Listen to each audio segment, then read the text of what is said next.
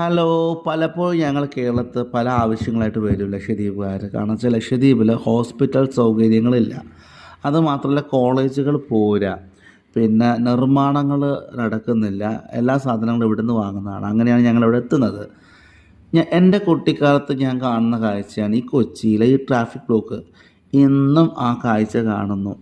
ഈ കാണുന്ന കാറിലൊക്കെ ഒരൊറ്റ ഡ്രൈവറേ ഉള്ളൂ. ഈ ഒരാൾക്ക് യാത്ര ചെയ്യാനായിട്ട് ബൈക്ക് പോരെ.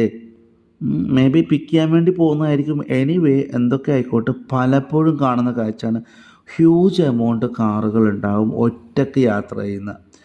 ഇതിൻ്റെ സ്പേസ്, റോഡുകളിലെ സ്പേസിനെ കവർ ചെയ്തുകൊണ്ട് ട്രാഫിക് ബ്ലോക്ക് ക്രിയേറ്റ് ചെയ്യണം.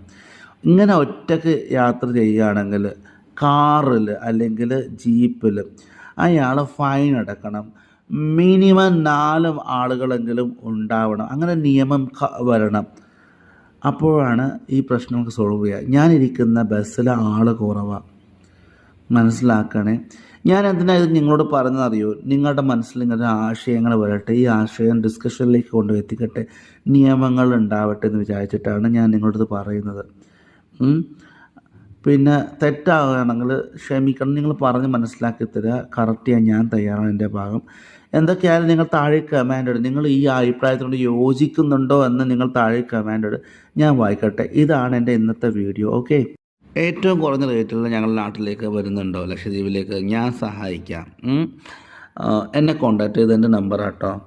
നിങ്ങൾ ഈ കാര്യം ഒന്ന് കൂടെയുള്ള ഫ്രണ്ട്സിനോടൊക്കെ പറയണം. ഇങ്ങനൊരു ചങ്ങാതി സഹായിക്കാമെന്ന് പറഞ്ഞ കാര്യം ലക്ഷദ്വീപ് വരാൻ വേണ്ടിയിട്ട് മറക്കരുത്.